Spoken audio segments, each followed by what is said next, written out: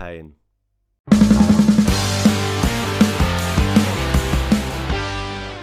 Hey guys, welcome back to my channel, or if you are new here, then please do me a favour and hit that subscribe button.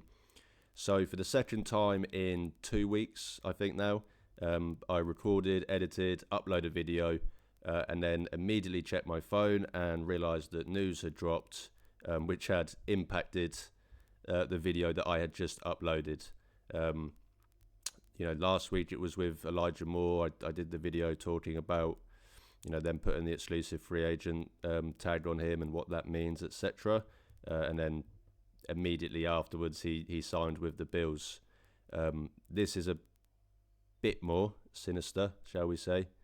I did a video, literally just uploaded it half an hour ago at this point, and I talked about the rookie expectations for next year, and when it came to Carson Schlesinger, of course, a lot of that came down to and depended on what the injury status of JOK was. We have now got news on what that status is, and it is the news that all of us Browns fans, and I'm sure everyone around the NFL, feared the most. And it's that this injury will keep him out for the season at the minimum, and if I'm honest, with the way these statements are worded, probably for his career. First and foremost, I'll get into the statements and kind of talk about what it means, but first and foremost, it sucks a lot. JOK is an incredible human being.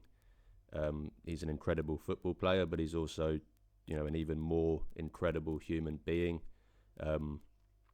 He was someone that was so easy to rally around, to support, to get behind.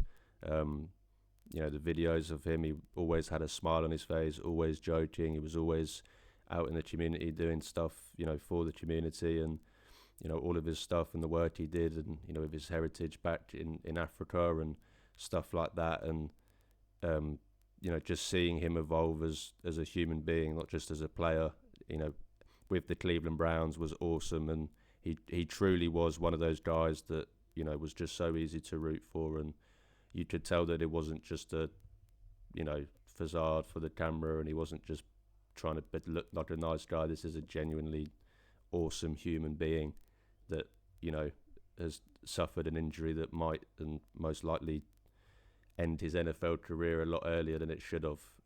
It sucks. It sucks if this happens to any player on any team, but for it to happen to a player on your team, and a player that means so much to the team on and off the field, it really does suck. And my thoughts only go to him and his family. I just hope that this injury doesn't have an effect on his life outside of football, because in the end of the day, there's more to life than football. Life comes first, football comes afterwards.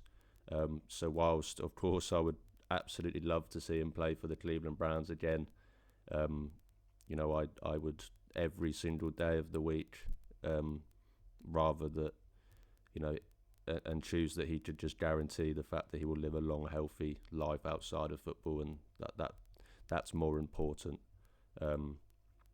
So as I said, it sucks. It really does. My thoughts, as I said, just immediately go to him. I don't really, we're going to talk about the football stuff. I'll maybe briefly go into it here, but as I said, the most important thing here is just hoping that JOK, the person, is okay and is healthy and is able to, as I said, live a life outside of football that's not affected by the injury. But the statements we got, from Andrew Berry, the Browns, and JOK as well. I'll read those statements for you. So Andrew Berry has posted to the Browns socials.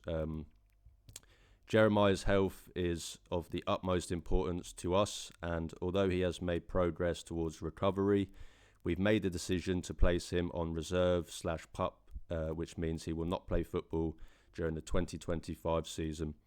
Jeremiah has the full support of our team, and we expect him to continue to be part of the organisation, even though he will not return to the field this year.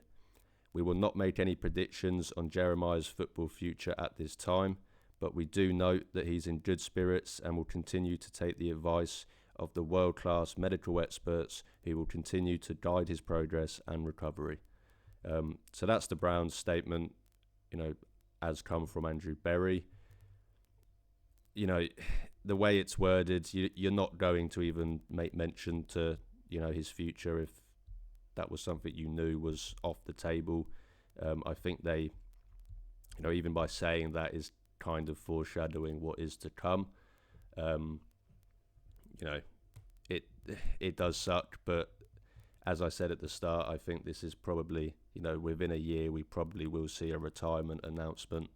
Of course, they don't want to they're not going to just say that now, but, the way that is written, the way they've said it, it does make me go towards that. And then, I go to JOK's statement, and that just even furthers that. So, JOK's statement, again, as posted to the Browns socials. To the Cleveland Browns fan base and my supporters worldwide, thank you for your patience in my silence. From day one, you embraced me as more than a player, but also as a brother and a young man with purpose. I'm grateful to the Browns organisation for their full support and to the world-class doctors guiding me through recovery. While I won't suit up this season, I'm focused on what I can control: my healing, my mindset, and my faith. The body may rest, but the calling never sleeps. I've given my heart to this game. I don't know what's next, but I'll continue trusting my medical team, serving the community, and backing my brothers on the field. Love always, JOK. So, as I said, it does, you read these statements and, you kind of factor everything in, and it does immediately make your mind go towards, unfortunately expecting that this is it, and we probably will see a retirement announcement. If not, during the season, maybe it's next off season, but he's out for the 2025 season. That's a guarantee. That's what we do know. But as I said, I think the writing is on the wall with these statements, and unfortunately we will see JOK retire, so young into his career and with so much potential left to fill and so much impact to have on the game on and off the field. It truly is a shame. It really, really is. And, JOK was an unbelievable football player. He was one of the most excited draft picks I think I've ever been. When he fell into the second round and started falling even further, and it was like, wow, the Browns might get one of my favourite players from this draft. Pick 50? It truly felt, and that, so the excitement that came with the draft pick, it was awesome. And so from day one, just his presence was, positive and brought smile to my face just before he even got to Berea. Just drafting him made me so happy and excited. And then, for him to come in and, yes, it took a little bit of time, shall we say. It did take some getting used to in the NFL, but, JOK, when at his best, was one of the best linebackers in the NFL. A true unicorn, to be honest. He made plays that I've just never seen linebackers make, and especially not linebackers for the Cleveland Browns. Just an athletic specimen, just a absolute joy to watch. He played the game in an exciting way. He just, it was hard to keep your eyes off him on any given play. He just truly was so quick, so fluid, so incredible to watch. You hear these kind of analogies and the poetry of, like a painter out there, but it truly was like watching an artist out there, craft their work, create their craft, and it just was so incredible to watch him play. You look at, as I said, it took him a little bit of time to get into that kind of full-time, commanding that linebacker room, and that happened this past season. Before the injury, he was playing over 90% of the snaps, something that, he never played over 80% before that. He truly had come into that role as the Browns captain in the middle of the field. And, to have that taken away sucks. I'm sure most people remember the injury, tackling Derrick Henry against the Ravens last season. If I tried to tackle Derrick Henry, I'd probably break every bone in my body. So it's understandable how an injury like this can happen. Unfortunately, it did happen, and it happened to JOK, as I said, someone that not that I would ever wish this on another player more than another player, but to happen to JOK, man, just one of the most down to earth and just awesome guys in that locker room. It truly does suck. From a football perspective, as I said, I'll briefly just go over it, and also in relation to obviously the fact that I just did a video on the rookie expectations and with Carson Schlesinger. So, we said when they made the pick that this could be an ominous sign that maybe JOK won't be playing this year, and that this is the replacement. Turns out, that was the case. So, I said in my previous video that I expect Schlesinger to, at the very minimum, be a role player in that room, but I could easily be a day one starter. That's probably more likely now. Carson Schlesinger probably is not your new JOK. You're never going to replace JOK, but he is the guy that's going to fill that role. So anyone that was moaning about them going linebacker at 33, I'm sure they're not quite as annoyed about it now if Carson Schlesinger can come in and at least provide somewhat of the impact that JOK did, because as I said, JOK truly was an incredible football player. But the Browns linebacker room now, as I said, Carson Schlesinger, they've still got Jordan Hicks there. Devin Bush, we obviously don't know what's going to happen there with him being arrested. Diabate still in there. Jerome Baker, obviously they brought in this year, and Winston Reed, someone that I really wanted them to bring back. He, in the limited opportunities he got last season, he truly stood out, and made some pretty big plays, and someone that I wanted to see given another opportunity. So he will get more opportunities, of course, now with JOK out. That's the only reason he ever even got the opportunity in the first place. And of course Nathaniel Watson as well, who they drafted last year. So, yes, the room of course doesn't look as good with JOK not in there. Of course not. I said in one of my previous videos after the draft that if JOK can come back to full health, then you pair that with Jordan Hicks and Carson Schlesinger and the other guys in that room. The Browns arguably have one of the better linebacker rooms in the league. That will not be the case, of course. But, there is some players in there. This is certainly not as dire of a situation in the linebacker room as it has been in previous years, and that's because they have invested into that room this past year, something they've not done before, really. So,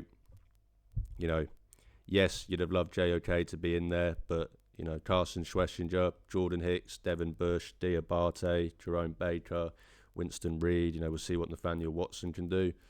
There's still, plenty of good football players in that room, and guys that are going to get, more opportunity now that JOK is out for the season. But, I don't want to ramble on too much. As I said, we will talk more about this, I'm sure, more about the actual football side of it as well. But, as I said at the start, and as I'll say again,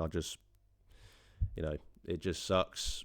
My thoughts go out to JOK. My thoughts go out to JOK's family.